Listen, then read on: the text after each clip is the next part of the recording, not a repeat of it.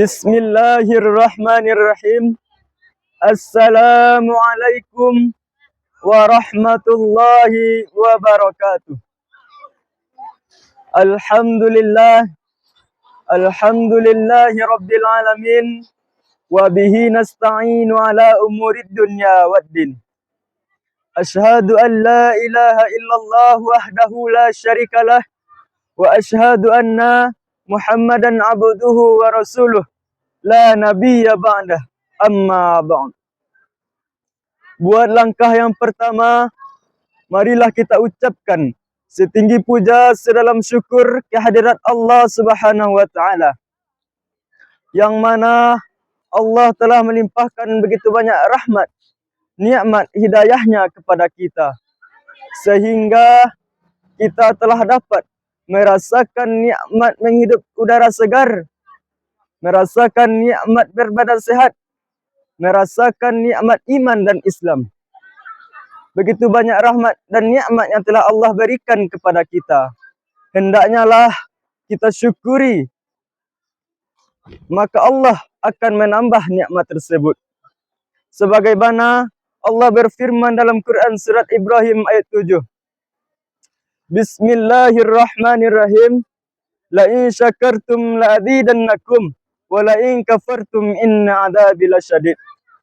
Barang siapa yang mensyukuri nikmatku, kata Allah, maka Allah akan menambah nikmat tersebut.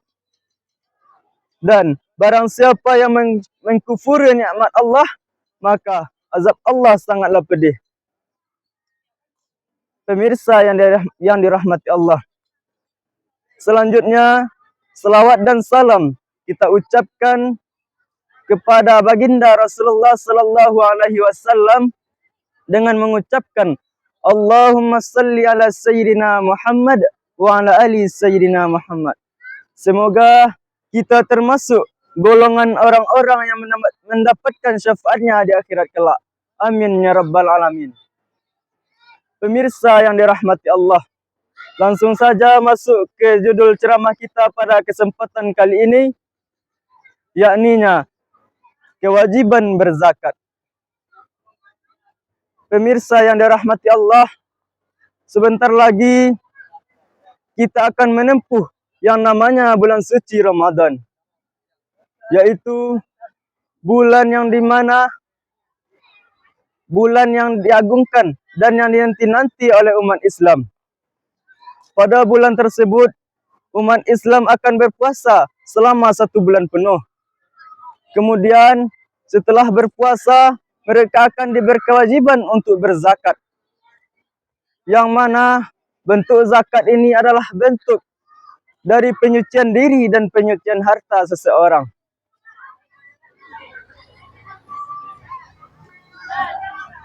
Dalam berzakat, ada orang-orang yang berhak menerima zakat, yaitu asnaf yang 8. Sebagaimana Allah berfirman dalam Quran surat At-Taubah ayat 60. A'udzu billahi minasyaitonir rajim. Bismillahirrahmanirrahim. Innamas shadaqatu lil fuqara'i wal masakini wal 'amilina 'alaiha wal mu'allafati qulubuhum wa fir riqabi wal gharimina wa fi sabilillahi wa ibnis sabil. Faridatum minallah wallahu alimun hakim. Sesungguhnya zakat hanyalah untuk orang-orang fakir, miskin, amil, orang-orang yang mu'allaf,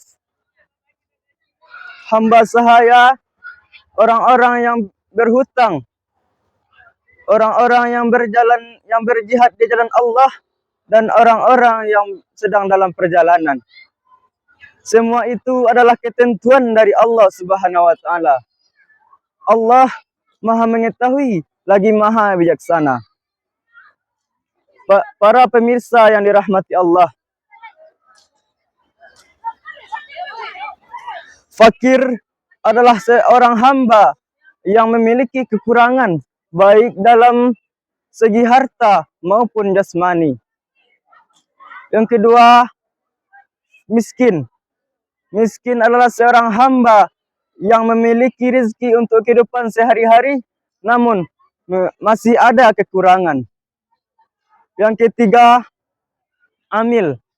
Amil adalah orang yang berpartisipasi dalam mengambil zakat. Kemudian mu'allaf. Mu'allaf adalah orang-orang kafir yang masuk Islam. Kemudian selanjutnya adalah hamba sahaya. Hamba sahaya adalah orang budak yang berlaku pada zaman dahulu, di mana budak yang dimerdekakan oleh orang. Mereka berhak untuk menerima zakat. Selanjutnya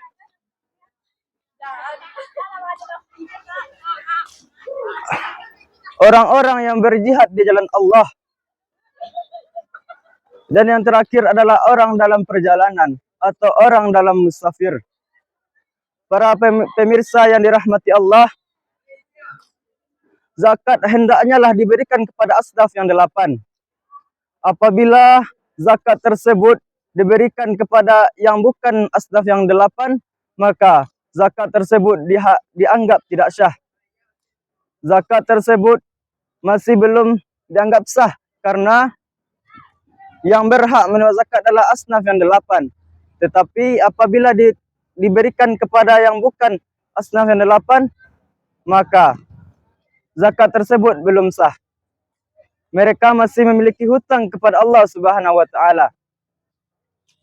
Para pemirsa yang dirahmati Allah,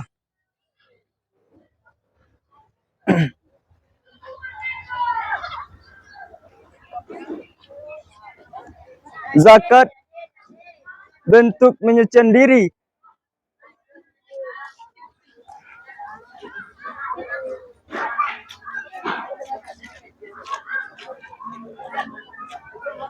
Halo. Alun salam lah bang. Alun salam lah. Sekian, terima kasih. Assalamualaikum warahmatullahi wabarakatuh.